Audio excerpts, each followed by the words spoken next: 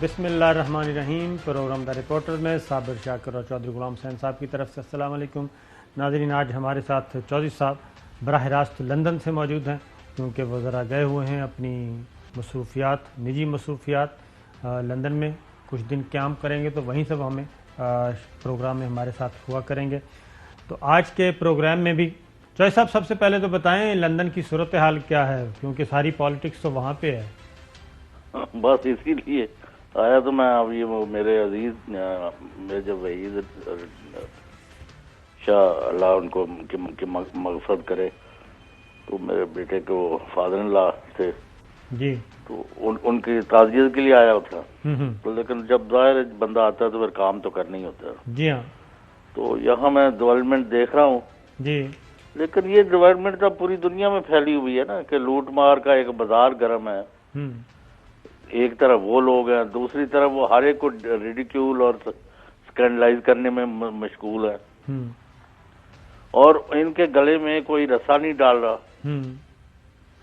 तो इसका अब क्या तदारक है? तो लंदन की आबो हवा क्या कह रही है? वहाँ पे कोई एक्टिविटीज़ हो रही हैं, नहीं हो रही? क्या बना अपील का नवाज शरीफ साहब का? वो अभी पेंडिंग है, मैं आपको साथ साथ बताता जाऊंगा ना जी, अभी तो पहुंचा ही हूँ आज। ठीक है। हाँ, तो मौसम, तो ये जो नया वायरस आया हुआ है उसकी क्या सूरत हाल है? इसका खौफ तो बहुत ज्यादा है, लेकिन आज उन्होंने वैसे कोई एयरपोर्ट वगैरह पर इसके बारे में कोई पूछा नहीं है, ना कोई खास कागज मांगा है, ना कुछ मांगा है। उधर आपकी नवाज शरीफ साहब से मुलाकात होनी है चौधरी साहब? दिल के बहलाने को गालिब ये ख्याल अच्छा है। नहीं, वहाँ पे ना उनको कोई दिलचस्पी है ना मुझे।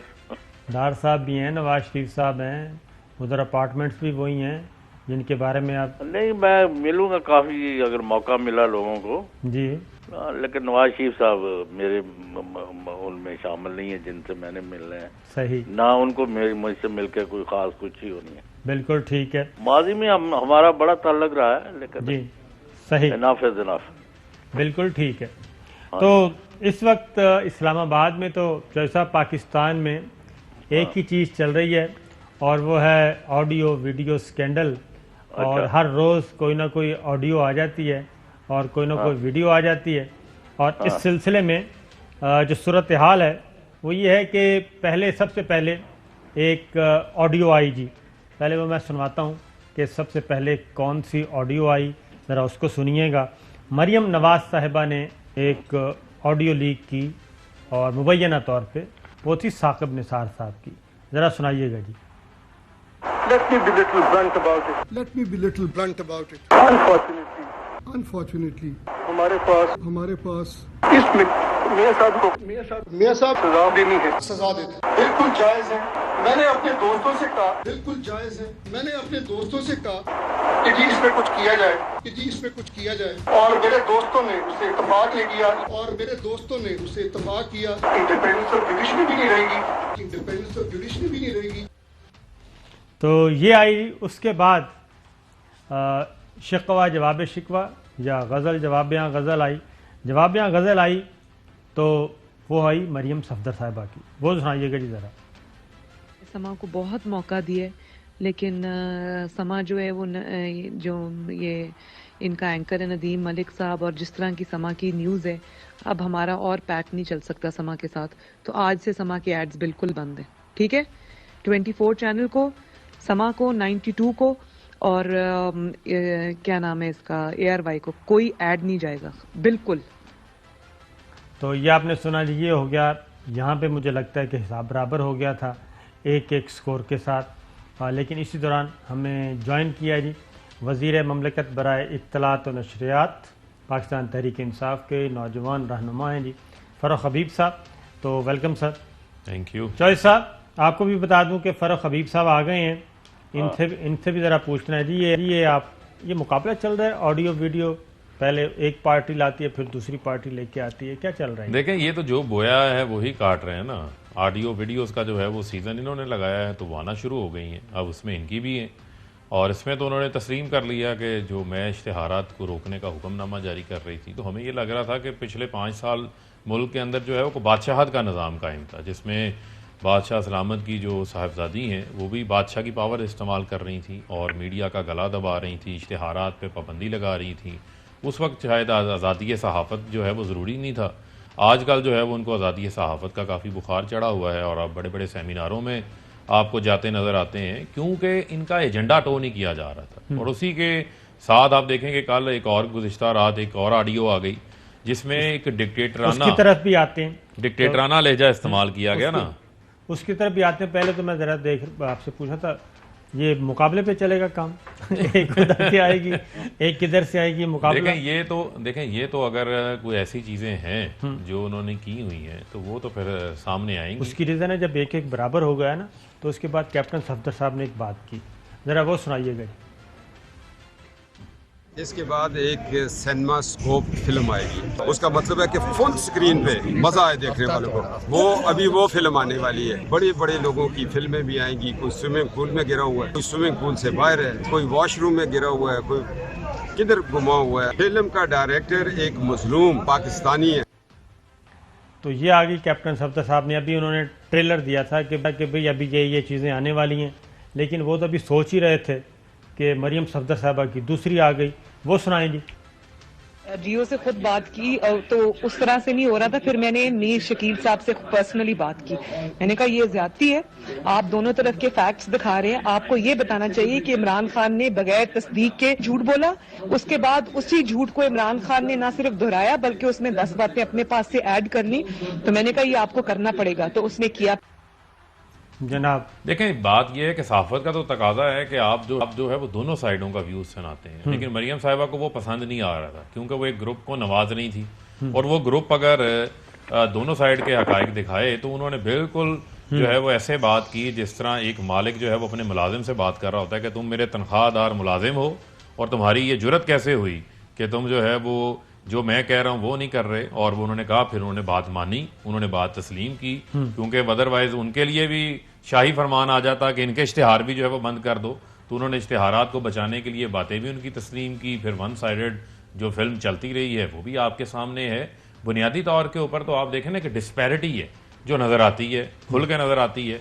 अब उसके ऊपर कभी ये कह इन्होंने तो ये भी कहा था कि मेरा कोई मीडिया सेल ही नहीं है ना साबिर शाकिर साहब। अब उसी बात को जो है वो तस्लीम भी कर लिया इन्होंने। अच्छा ये बताएं, आपके पास स्टॉक कितना है ऑडियो वीडियोस का? देखें, ये तो जिनके पास मौजूद है, जिन्होंने ये किया है, जिनकी हैं, उन्हीं को पता होगा। हमारे पास तो कोई स्टॉक नहीं है ना, हम इन चीज़ों के ऊपर जो है वो यकीन रखते हैं ना, इन चीज़ों को हम पब्लिश करते हैं। मुकाबला तो नहीं हो रहा आप दोनों का? नहीं, देखें कोई मुकाबला नहीं, महज इत्तफाक है। नहीं, महज इत्तफाक का मामला नहीं। देखें, दोनों साइडों पे चीज़ें अगर आ रही हैं तो इन्हीं के मुतल्लिका रही। आप ये भी तो देखें ना कि इन्हीं के मुतल्लिका रही हैं, चाहे वो इश्तिहारात के मुतल्लिक हो, चाहे वो कतरी खत से बात नहीं बनी, कैलबरी फंड से बात नहीं बनी, तो फिर हलफनामों पे आ गए, वीडियोस पे आ गए, एक बात बताएं, फिर ऑडियोस पे आ गए। आप नौजवान मुतहर्रिक किस्म के वजीर हैं, ये जो कैप्टन सफदर साहब कह रहे थे कि स्विमिंग पूल है, कोई बेडरूम में गिरा हुआ है, कोई कहीं वॉशरूम में गिरा हुआ है, अगर इस तरह की कोई चीज़ आ जाती है तो उसके मुकाबले में फिर आप क्या लेके आएंगे? देखें, वो तो कैप्टन साहब जो है जिन्होंने मुकाबले में कोई चीज़ें रखी होंगी वो ले भी आएंगे। फिर मसला ये है कि कैप्टन साहब को तो ये मशवरा दे दिया है ना फवाद चौधरी साहब ने। उन्होंने कहा है कि आप फिर जो है वो फिल्म साजी शुरू कर दें। आप तो हदायतकारी भी अच्छी कर लेते हैं, आप लोगों को बता रहे हैं कोई ऐसा गिरा हुआ है, कोई ऐसे गिरा हुआ है, तो फिर कैप्टन साहब को तो बिल्कुल इसके ऊपर आगे आना चाहिए, क्योंकि सियासत में तो वो नाकाम ही हुए। चौधरी साहब, आप मुत्तफिक हैं फर्रुख हबीब साहब की गुफ्तगू से? नहीं, मैं तो इनकी गुफ्तगू से भी मुत्तफिक हूँ और इनको वैसे ही अपना छोटा भाई समझता हूँ, लेकिन मुझे इनसे ये है कि जब ये सिर्फ तबसरे करने हैं, इनको ले लो, इनके वजीर को ले लो, इनके वज़ीर-ए-आज़म को ले लो, सारों का, वो तो हम भी करते रहते हैं भाई। इन लोगों के गले में रस्सा नहीं डालना, अगर उनकी गर्दन नहीं दबोचनी, जो मुल्क के अदारों को खोखला कर रहे हैं, जो सहाफत की भी अपनी साख को मजरू कर रहे हैं, उसको ऑर्डर दे रहे हैं, इसको ऑर्डर दे रहे हैं, जिसको चाहा जिस वक्त चाहा स्कैंडलाइज कर दिया, किसी को रेडिक्यूल कर रहे हैं, किसी के पीछे पड़े हुए हैं। कोई मतलब है इन्होंने कोई एक्शन भी लेना है या तबसरा, मजीद तबसरा और मजीद तबसरा? देखें, जो गवर्नमेंट है, आप देखें, हमने तो ये जो ऑडियो आई है इश्तिहारात के हवाले से, इसी वजह से हमने अपनी कमेटी कायम की है और उसका हम तयन कर रहे हैं कि ये किस इख्तियार के तहत ये तमाम इख्तियारात जो हैं वो इस्तेमाल कर रही थी, जिनके पास इख्तियार कोई नहीं था। जिस अंदाज से जो है वो चैनल्स जो कि टॉप 5 रेटिंग पे आते हैं, एक को 3 अरब का इश्तिहार दे रहे हैं, एक को 8 करोड़ रुपए का इश्तिहार दे रहे हैं, तो फ़र्क तो बड़ा वाज़ेह है। ये तमाम चीज़ें जो है वो सामने आएंगी। अच्छा, एक बात तो बताएं, ये रेशो तो अभी भी ख़त्म नहीं हुई। ये भी आपके दौर के इश्तिहारात तकसीम हुए हैं और फाइनेंशियल ईयर अमाउंट है, फाइनेंशियल ईयर वाइज अमाउंट है। ये 1/7/2018 से लेके यानी कि 1 जुलाई 2018 जब आपका दौर शुरू होता है 28/11/2021 तक। बिल्कुल। जियो और जंग ग्रुप को आपने दिए 1 अरब 8 करोड़ से जायद, और उसके बाद यह ग्रुप 56 करोड़, एक्सप्रेस ग्रुप 1 अरब मालियत के इश्तिहारात दिए, और नवाज शरीफ साहब दौर में 2.25 अरब और 3 अरब से ज़्यादा जंग और जियो। सरकारी टीवी को आपने 11 करोड़ रुपए अभी तक दिए, उन्होंने 21 करोड़ दिए 5 सालों में। उन्होंने भी सरकारी टीवी को इग्नोर किया, आपने भी सरकारी टीवी को आप इग्नोर किया। उन्होंने भी जंग और जियो को नवाजा टका के, और दूसरा एक्सप्रेस। आप भी नवाज रहे हैं जंग और जियो को टका के और दूसरा एक्सप्रेस। ARY को उस दौर में मिले 8 करोड़ के, इस वक्त 3.5 सालों में मिले 15 करोड़ के। ये आप लोगों की लिस्ट है। साबर साहब, इनकी पॉलिसी जी, क्या है? मैं थोड़ा जरा आपको एक्सप्लेन कर दूं। अच्छा किया आपने ये कंपैरिजन जो है वो अच्छा किया आपने ये जो कंपैरिजन ड्रॉ किया। पहले तो ये देखना है कि पिछले 5 साल में नून लीग के दौरे हुकूमत के दौरान 9 अरब रुपए के इश्तिहारात दिए गए, और उसमें मोस्टली जो है वो डिस्प्ले कैंपेन्स शामिल थी। ये क्लासिफाइड इश्तिहारात जो नौकरियों के, टेंडर्स के, कोरिजेंडम्स के, या वो कानूनी तौर पर इश्तिहारात जो देना अखबार में लाजिम होता है, वो अखबारात को हम क्लासिफाइड इश्तिहारात कहते हैं। इनके दौर के अंदर किसी किस्म की कोई पॉलिसी मौजूद नहीं थी। 3.25 लाख रुपए जो है वो पर मिनट मीडिया का रेट था। हमने आकर जो है वो 4 कैटेगरीज बनाई हैं, एक A category, B category, C category. कम से कम पर मिनट इश्तिहार मीडिया का 50,000 है और मैक्सिमम 1,40,000 है। हमने 38% उससे बचाया।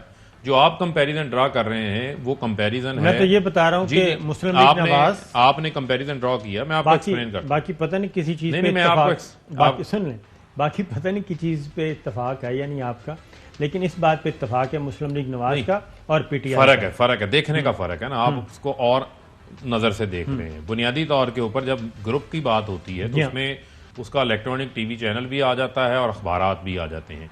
अगर हम सिर्फ टीवी चैनल फोकस करें तो आप ये देखें कि पिछले 3 साल में हमारे दौरे हुकूमत में जो जियो न्यूज़ है उसको 13 करोड़ के इश्तिहारात मिले हैं, जो दुनिया न्यूज़ है उसको तकरीबन 15 करोड़ के इश्तिहारात मिले हैं, एक्सप्रेस को जो है वो तकरीबन 13 करोड़ के इश्तिहारात मिले हैं, जबकि ARY को जो है वो 15 करोड़ के इश्तिहारात मिले हैं। चूंकि ARY का आपका कोई अखबार का या दूसरा मीडियम जो है वो मौजूद नहीं है, आपके एंटरटेनमेंट चैनल है या मजहबी चैनल है, वहाँ पर एडवर्टीजमेंट हम देते नहीं है, लेकिन वहाँ पर भी अब हम एडवर्टीजमेंट की पॉलिसी जो है वो लेकर आ रहे हैं जिसमें एंटरटेनमेंट को भी शामिल करेंगे। लेकिन अगर आप इसका कंपैरिजन करें PMLN के 5 साल दौर में, तो वहाँ पर आपको 62 करोड़ नजर आ रहा है टीवी चैनल को जो दिया गया है, और ARY को वहाँ 8.5 करोड़ रुपया दिया गया है। अगर आप देखें कहाँ 8.5 करोड़ और कहाँ 62 करोड़, और यहाँ पर आप 13 करोड़ और 15 करोड़ का को आपस में टीवी चैनल्स का कोई डिफरेंस नहीं है।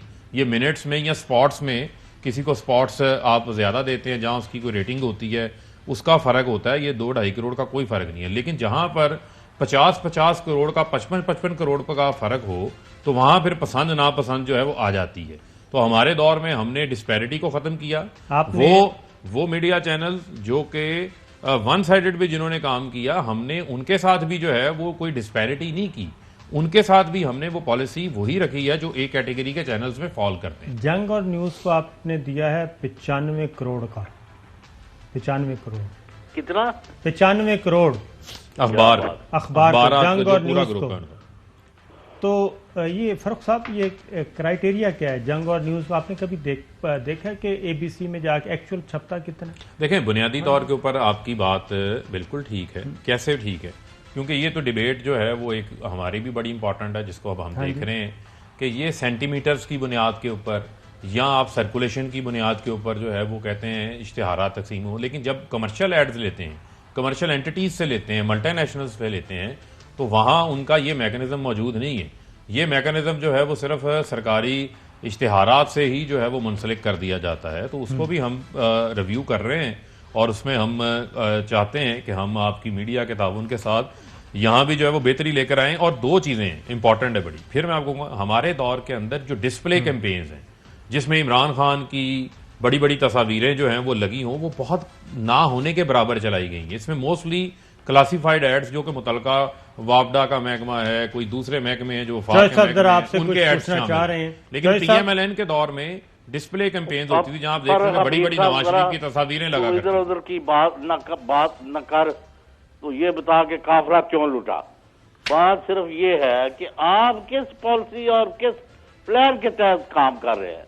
आप उन सांपों को जो आपको डरते हैं, जो मुल्की मफादात को नुकसान पहुंचाते हैं, जो अदारों को तज़हीक का निशाना बनाते हैं, जो स्कैंडलाइज करते हैं, जो आपकी और सबकी माफ करना खेव डालते रहे, उन्होंने ही अपना मिन्नतबाजी करके अपनी सफों में आप जगह देते हैं। फिर आप आके कहते हैं जी हमने ये कर दिया वो कर दिया। हम लोग किस चीज पर एतमाद करें? आप किसी से ना आपने पहले लूट का पैसा रिकवर किया और अभी भी जो लूट पर पहले हो रही थी उसी का तसलसल है, जैसे कि आपके कागजों से साबिर शाकिर आपको एक्सप्लेन कर रहे हैं। नहीं देखें, बुनियादी तौर के ऊपर जो आपने बात की, देखें फिर हमारे में या उनमें फर्क क्या रह जाता है? अगर हम भी पिक एंड चूज शुरू कर दें, नहीं तो आपकी हम भी पिक एंड चूज शुरू कर दें, तो जहां तक आपने बात की ये बिल्कुल आपकी बात दुरुस्त है कि अगर कोई कौमी सलामती के मामलात में, मुल्की सलामती के इदारों के ऊपर जो है वो अटैक करता है और उसके एडिटोरियल के अंदर वो चीज़ें हिस्सा बनती हैं, तो अब जो है वो ये भी चीज़ जो है वो ज़ेरे बहस है, अंडर जो है वो रिव्यू है कि उसको इसका हिस्सा बनाया जाए और उसको उस एडिटोरियल के साथ लिंक किया जाए। अगर कोई ये काम करता है तो फिर उसको अवाम के टैक्स पेयर से जो है वो इश्तिहारात नहीं मिलने चाहिए। अच्छा जी, वापस आते हैं ऑडियो वीडियो स्कैंडल पे। तो आज मामला गया है इस्लामाबाद हाई कोर्ट जी, और उसमें जो मैं आज की हियरिंग की आपको सुना देता हूँ। ऑडियो टेप की तहकीकात के लिए कमीशन कायम करने की दरख्वास्त ये सिंध हाई कोर्ट बार के सदर जो हैं वो गए थे, और साकिब निसार की ऑडियो टेप ने अदलिया के वक़ार को नुकसान पहुँचाया। मुबैना ऑडियो टेप से तासुर मिलता है अदलिया बैरूनी क़ुव्वतों के दबाव में थी। ये वहाँ पे आर्गूमेंट्स हुए और जस्टिस अतर मिनल्ला साहब, चीफ जस्टिस अतर मिनल्ला साहब ने कहा ये पिटीशन काबिल समाअत कैसे है, किसके खिलाफ रिट दायर की गई है। आपकी दरख्वास्त हाजिर सर्विस चीफ जस्टिस के ऑडियो क्लिप से मुताल्लिक है। दरख्वास्त मौजूदा चीफ जस्टिस की नहीं, साबिक चीफ जस्टिस की है, ये दरख्वास्त गुजार ने बताया। जिस ऑडियो क्लिप की बात की जा रही है वो इस वक्त किया जब वो चीफ जस्टिस थे, चीफ जस्टिस अतर मिनल्ला। पहले दरख्वास्त के काबिल समाअत होने पर बात करें। कानून के मुताबिक हक़ाइक़ को देखना है, जुडिशल एक्टिविज़म में नहीं जाना। चीफ जस्टिस अतर मिनल्ला, अदालत ने यह भी देखना है कोई फ्लड गेट नहीं खुल जाए, और चीफ जस्टिस की ऑडियो टेप्स रिकॉर्ड करने की सलाहियत किसके पास है। ये चीफ जस्टिस अतर मिनल्ला साहब ने सवाल उठाया है। क्या उन्होंने ये रिलीज़ की या किसी अमरीका में बैठे हुए बंदे ने की है, यानी कि बैरून मुल्क कोई है। मुबैना ऑडियो टेप एक ज़ेर इल्तवा अपीलों वाले केस से मुतालिक है। जिनके केसेस से मुतालिक टेप है उन्होंने मामला अदालत लाने में दिलचस्पी नहीं दिखाई। चीफ जस्टिस अतर मिनल्ला, क्या हम उनके हाथ में खेलें जिन्होंने सब किया? फ़र्ज़ करें ऑडियो दुरुस्त है तो असल क्लिप कहाँ और किसके पास है? ऐसी तहकीकात से कल कोई भी क्लिप ला कर कहेगा तहकीकात करें। हाई कोर्ट ने अटॉर्नी जनरल को प्री एडमिशन नोटिस जारी कर दिया। हाई कोर्ट में समाअत 1 हफ्ते के लिए मुलतवी। तो इसमें पाकिस्तान तहरीक इंसाफ की गवर्नमेंट का क्या पॉइंट ऑफ व्यू है कि इसमें कमीशन बनना चाहिए नहीं बनना चाहिए, क्योंकि अटॉर्नी जनरल को बुलाया है अदालत ने। देखिए ये मामला तो चूँकि अदालत ने जो समाअत की है उस दौरान भी जो रिमार्क्स जो हैं वो बड़े वाज़े आए हैं, लेकिन इससे कबल भी अगर आप देखें जो chief justice Islamabad high court हैं, इस किस्म की बहुत सारी पटिशन्स जो हैं जहाँ किसी जगह के ऊपर जो है वो एग्जेक्टिव के मुतलका मामला है या पार्लिमान के मुतलका मामलात हैं, तो उन्होंने हमेशा जो है वो पार्लियामेंट को और एग्जेक्टिव को जो है वो मौका फराहम किया है कि वो उनके दायरा इख्तियार के अंदर जो है वो तजावुज़ ना करें, बल्कि जो आइन और कानून के अंदर जो चीज़ें मौजूद हैं उसके मुताबिक आगे बढ़ा जाए। लेकिन एक चीज़ जो है जो बार बार आती है, PMLN की लीडरशिप देख लें, मरियम सफदर की प्रेस कॉन्फ्रेंस देखें, उन्होंने कहा जी इसका फ्रांसिक हुआ हुआ है।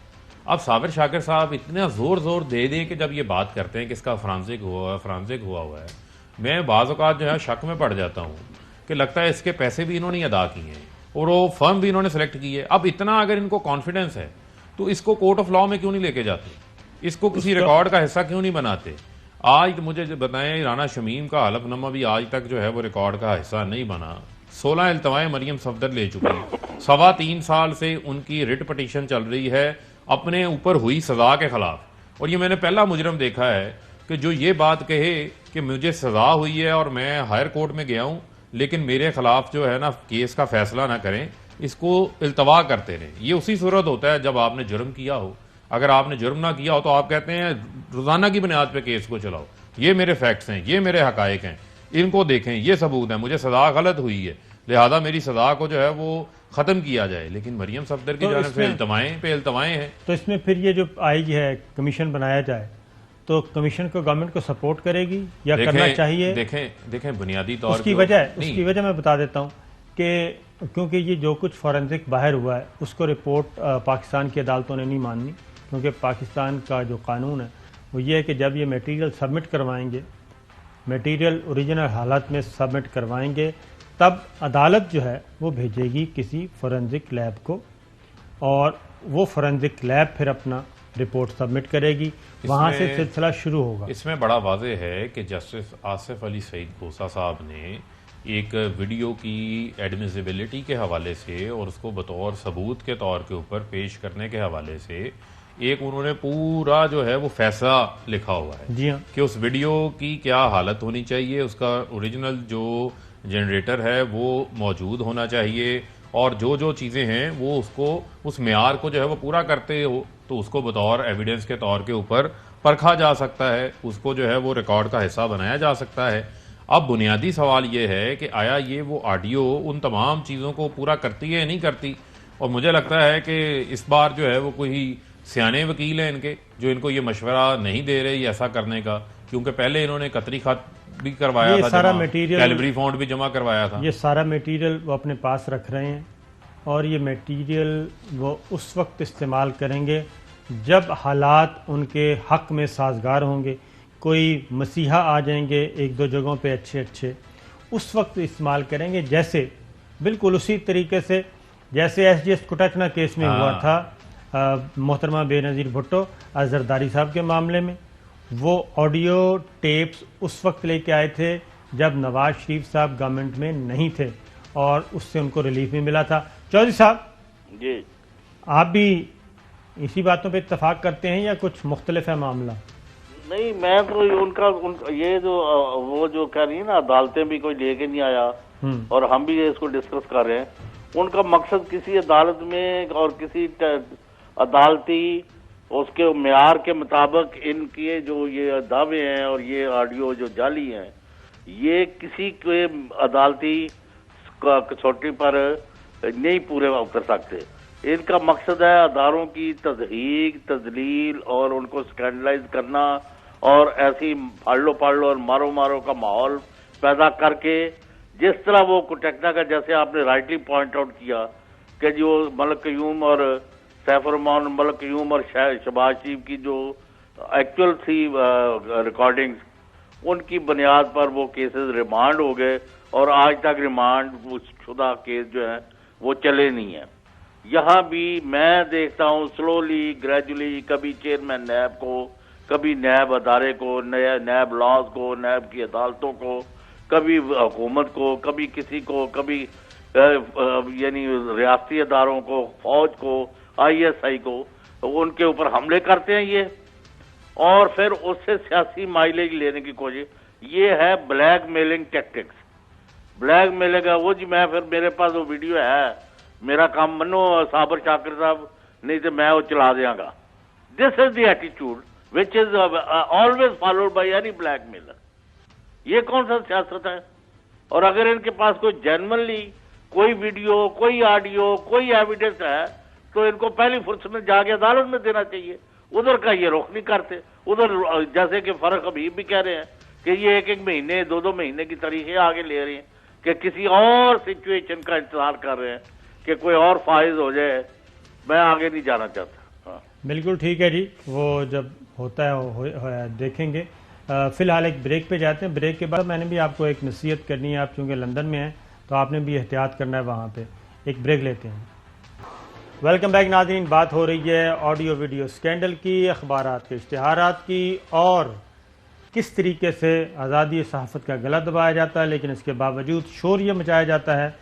ख़ास तौर पे मीर साहब जो हैं वो तो अपने ऑफिस में यही कहते हैं कि हमारा मुआशी कत्ल हो रहा है, और इतना मुआशी कत्ल हो रहा है कि मैं तो तनख्वाहें भी नहीं दे सकता, तनख्वाहें भी डिले होती हैं। तो ये आप बताएंगे ऑफिशियली जियो जंग के कारकुनों को 1 अरब 8 करोड़ देखिए ये तो आपके सामने फिगर्स मौजूद है ना। 1 अरब से जायद के जो इश्तिहारात हैं वो मिले हैं जियो जंग ग्रुप को, किसी से ढके छुपे तो नहीं है। अगर ये कोई ये कहे और इसमें कोई बकाया जात भी नहीं है क्योंकि हुकूमत ने जो है वो रोक के रखे हो। दूसरा ये है कि हम 1585 का जो है वो फार्मूला लेकर आए हैं, उसमें एडवर्टीजमेंट एजेंसी जो पहले 100% ले जाती थी अब वो 15% उनको मिलता है, और इनको 85% का चेक भी इनको टाइमली जो है वो डिलीवर हो जाता है। उसके अलावा ऑनलाइन हमने अटेंडेंस कर दी है। वो अखबारात जो पहले डमी छपा करते थे उनको नवाजने के लिए, उनकी भी हम जो है वो उनको भी उनके करीब भी रस्सा कश रहे हैं। तो ये कहना कि इश्तिहारात नहीं है या बकाया जात नहीं मिल रहे, उसकी बुनियाद के ऊपर सहाफ़ियों को तनख्वाह नहीं मिलनी, तो ये हकायक के मुनाफिक है। सिंध गवर्नमेंट के साथ आपके क्या मामला चल रहे हैं? अफसरान वो चाहती है अगर सिंध गवर्नमेंट के आप अभी मुतबादल दें पहले अफसरान और उसके बाद इनको रिलीज़ करें, तो ये क्यों लड़ाई लड़ी जा रही है? जैसे माजी में मोहतरमा बेनज़ीर भुट्टो के ज़माने नवाज शरीफ साहब लड़ते होते थे प्यारों के लिए। हाँ जी, तो यहाँ भी प्यारों का ही मसला है ना। मसला तो ये है, ये मामला नहीं है। ये एक देखें, एक इस्टेब्लिशमेंट डिवीजन की जो है वो एक रोटेशन पॉलिसी है कि आपने एक ख़ास हद तक जब आप एक सूबे के अंदर सर्व कर लेंगे और उसके बाद आपको जो है वो दूसरे सूबों में जाकर काम करना है। अब ये जो है ये आपकी जो पाकिस्तान एडमिनिस्ट्रेटिव सर्विसेज के ये लोग हैं ना, यहाँ ये CSS करके आए हैं। अगर तो ये प्रोविंशियल इम्तिहान पास करके आए हैं फिर तो चले समझ आती है कि इनको एक सूबे के अंदर रहना चाहिए। लेकिन आपने वहाँ भी देखा था कि वहाँ भी एक सूबे के मौलाना फजल रहमान साहब के जो भाई थे, AP में DC-शिप नहीं मिल रही थी तो उनको DC लगाने के लिए जो है वो सिंध ले जाया गया और वहाँ जाकर उनकी ख्वाहिश को भी पूरा किया गया। झगड़ा ज़्यादा चलेगा या नहीं? देखें, बुनियादी तौर पर समझता हूँ कि ये बड़ा वाज़ेह है। इसके ऊपर मैं समझता हूँ कि जो ब्यूरोक्रेसी के जो रूल्स हैं, रेगुलेशंस हैं, उनके अपना डिसिप्लिन है, उसके अंदर मुराद अली शाह को जो है वो रुकावट नहीं बनना चाहिए। अफसरान हैं और अफसर आ जाएंगे और अच्छे अफसरान मौजूद हैं, वो आ जाएंगे। लेकिन अगर आप समझते हैं कोई प्यारा है, कोई मनपसंद है, कोई नौरतन है और उसके जाने के ऊपर अगर उनको कोई तकलीफ हो रही है तो वो तो फिर तकलीफ उनको होगी, क्योंकि रूल्स एंड रेगुलेशंस में जो है वो गुंजाइश मौजूद नहीं। अलीम खान साहब का इस्तीफा कबूल हो गया? अलीम खान साहब ने खुद उसके ऊपर जो है वो ट्वीट किया है और मेरे ख्याल में गालिबन उनकी वज़ीर आला साहब से के साथ भी मुलाकात हो गई है। जी हाँ। तो आखिरी इतला तक मेरे पास तो मुलाकात की इतला मौजूद है। मंजूर हुआ या नहीं हुआ ये वज़ीर आला ऑफिस तो बताएगा। कोई गड़बड़ तो नहीं है? वैसे ही जा रहे हैं जो बताई जा रही है बात, या वो साबर शाकिर साहब मेरी बात हुई थी जी, वो कहते मैं मुस्ताफी हो चुका हूँ और मैं तुर्की जा रहा हूँ, 1 हफ्ते के बाद वापस आऊंगा। सही है। तो ये मामला अफाम तफहीम से अलहदगी हो रही है या यकीनन उन्होंने उसके ऊपर अपनी रीजन भी मैंने अपने मीडिया चलाना है तो मीडिया की जानबदारी पर यानी जानबदारी की तोहमत लग सकती है अगर मैं वजीर रहूं। तो चौधरी साहब आप मुतमईन है इस बात से? नहीं, वो तो उनका सब्सिक्वेंट जो कॉन्डक्ट है वो बताएगा ना कि ये बात है। अब वो अपने चैनल को उठाने के लिए तो आपको पता है ना कि इधर उधर से काफी लोगों को यानी अब हमें क्या डिस्कस करके करना है। नहीं, मैं वैसे कह रहा हूँ कि आप समझते हैं कि यही वजह है या कोई और वजह भी हो सकती है? मेरा तो ख्याल है सियासी वजूहात है, जाती वजूहात है। जी, मैं यही कह रहा हूँ। और वो उनकी वजह से पीछे हटे, तो इसीलिए फरूख साहब बैठे तो मैं आप खुल के बात करें। लंदन में बैठे, डरने की क्या जरूरत है? नहीं, मुझे क्या डरने की, अल्लाह से डरना चाहिए, बंदों की क्या डरना है। मतलब है उनका ख्याल है कि मेरे साथ कोई सही सलूक नहीं किया गया, इसलिए फिर वो उन्होंने मीडिया हाउस एक चैनल खरीदा है और उधर आए हैं। वरना तो वो बंदा जो सीनियर मिनिस्टर हो, अगर वो मुतमईन अपनी गवर्नमेंट से और उसने इक़्तिदार के लिए बंदा सियासत में आता है तो फिर वो इस तरह के उसको मतलब रस्सा चढ़ा के नहीं जाने की जरूरत थी। बिल्कुल ठीक है, क्योंकि वो ये ज़हन में रखिएगा कि तकरीबन 3 महीने पहले भी उन्होंने ये बात की थी, वज़ीर आज़म से मुलाकात की थी। उन्होंने कहा था कि मैं मुस्तफ़ी होना चाह रहा हूँ, उनका इस्तीफ़ा नहीं लिया गया था। अब उन्होंने ये रीज़न बताई है और कहा है कि मुझे आप खुदा हाफिज़ कह दें। तो इस बारे में कुछ कहें? देखिए, अलीम खान साहब का जो है वो उनका अपना एक ज़ाती डिसीजन है, एक ज़ाती फ़ैसला है। मैं तो समझता हूँ कि उनकी जो है वो एक पार्टी के हवाले से भी उनकी स्ट्रगल है और एक सीनियर सियासतदान है, उनकी हमें जो है वो ज़रूरत भी है। लेकिन अब उनका अपना एक फ़ैसला है कि वो अपने आप को जो है वो इम्पार्शल रखना चाहते हैं, किसी हुकूमती मनसब के ऊपर कैबिनेट का हिस्सा नहीं रहना चाहते, क्योंकि वो एक चैनल उन्होंने जो है वो उसको लेकर आगे चलना चाहते हैं। तो वो उनका अपना एक ज़ाती फ़ैसला है। तो मैं समझता हूँ कि हमें उनके फ़ैसले तक ही जो है वो रहना चाहिए। पंजाब में पार्टी को तो कोई मसला नहीं होगा, मुझे नहीं लगता कोई ऐसा कोई मसला। उनके जाने से क्यों खलापुर करना पड़ेगा? क्या खला का तो मैंने आपको कहा है, ज़ाहिर बात है कि वो आपको हमेशा जो है वो सीनियर लोगों की आपको ज़रूरत तो होती है, लेकिन जब उन्होंने एक टाइम आपके सामने है, जिस तरह चोई साहब बात कर रहे हैं कि 3 माह कबल भी ये बात हुई थी, तो उनको ये इजहार किया गया था कि आपकी ज़रूरत है और आप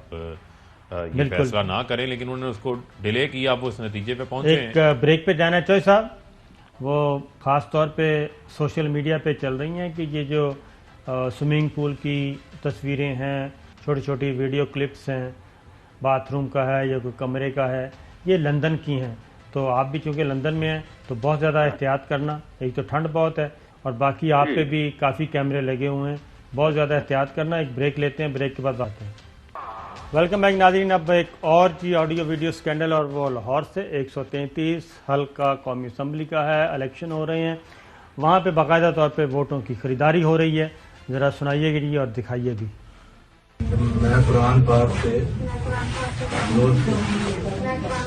हाथ रख के कहती हूँ 5 तारीख को मुस्लिम लीग नून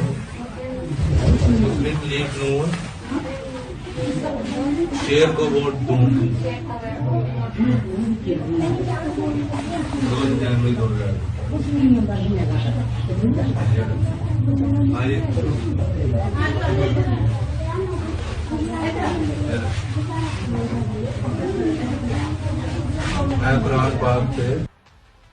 मैं कुरान पाक पे हलफ देती हूँ जी। ये पैसे तकसीम हो रहे थे। अब अली परवेज मलिक साहब हैं मुस्लिम लीग नवाज के, वो क्या कहते हैं इस पे? ये जो पीपल्स पार्टी ने ज़िमनी इलेक्शन NA 133 के अंदर वोटों की खरीदो फरोख्त का मकरू धंधा शुरू किया हुआ है, मैं इसकी पुरजोर मजम्मत करना चाहता हूँ और ये उम्मीद रखता हूँ कि पीपल्स पार्टी की क़यादत इस मकरू धंधे का नोटिस लेगी और उसको फौरी तौर पर रोका जाएगा। जो जवाबी तौर के ऊपर इन्होंने एक जाली वीडियो जिसके अंदर सारे किरदारों के मुंह के ऊपर मास्क है, इन्होंने वो जो कैंपेन लॉन्च करने की कोशिश की है, लाहौर की आवाम उसको रद्द करती है। जनाब, पंजाब की क़यादत के बारे में भी है कुछ?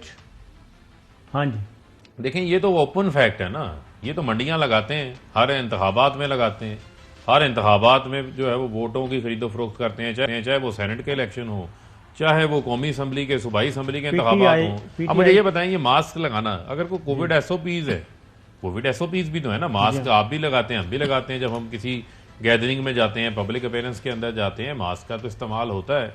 लेकिन बात यह है कि इसके ऊपर इलेक्शन कमीशन का काम सिर्फ नोटिस लेके खामोश नहीं हो जाना। हमें इलेक्शन कमीशन पिछले दिनों काफी एक्टिव नजर आया इस मामले। चौधरी साहब जी चौधरी साहब, साबर शाकिर साहब, आपके सामने मैंने 1 महीना पहले जब ये इलेक्शन शुरू हुआ था, बाय इलेक्शन लाहौर वाला जी, ये तो बात क्या वाकयात है ना, मैंने कहा कि कराची से कोई सेठ है, उनके जिम्मे लगाया गया और वो ट्रकों पर नोटों की बोरियां, नए नोटों की बोरियां भर के लेके आए हैं। तो ये कौन सी सियासत हो रही है? और chief election commissioner and election commission must take action against all those involved in such kind of practices. अच्छा, नहीं, उस इलेक्शन की क्या हैसियत रह जाती ना साबिर शाकिर साहब? अच्छा, आप ये बताएं, जिसमें लोग आजादाना तौर पे अपने वोट नहीं डाल सकते, मुझे आप सिर्फ ये बता दें, आखिरी सवाल, जिनके वोट खरीदे हों, जिनके शनाख्ती कार्ड लेके ब्लॉक कर गए, आखिरी सवाल को ऐड कर लें। वो ये है कि PTI वहाँ पे गायब है, जमशेद चीमा साहब, पूरी स्ट्रेटेजी बनाई जाती है ना, कवरिंग कैंडिडेट होता है, अगर एक कैंडिडेट आउट हो जाए दूसरा, तो आपने हल्का क्यों खाली छोड़ा? नहीं, देखें, हमने हल्का खाली नहीं छोड़ा, कवरिंग कैंडिडेट भी थे, उनकी वाइफ कवरिंग कैंडिडेट थी। जिन लोगों को उन्होंने प्रपोजर सेकेंडर जो अपना बनाया, अमूमन तौर के ऊपर जो लोग इंतखाबात लड़ते हैं वो इस चीज़ से वाकिफ़ होते हैं कि आप हमेशा 2-2, 3-3, 4-4 नॉमिनेशन पेपर्स जमा करवाते हैं, जिसमें डिफरेंट प्रपोजर सेकेंडर्स होते हैं आपके। और हुआ ये कि वो रिहायशी वहां के थे लेकिन उनके वोट बाहर कहीं दर्ज थे। इत्तफाकी उन्होंने उसको जो है वो संजीदा लेने की बजाय उसको बहुत ज्यादा प्रोग्राम का बहुत ज्यादा लाइट लिया। नाज़रीन इजाजत, अल्लाह हाफिज। अहम तरीन खबरें अब एक क्लिक की दूरी पर। आपके पसंदीदा टॉक शोज हों या अहम मुल्की या गैर मुल्की शख्सियात की न्यूज कॉन्फ्रेंसेस, हर लम्हा बाखबर रहने के लिए सब्सक्राइब करें हमारा YouTube चैनल।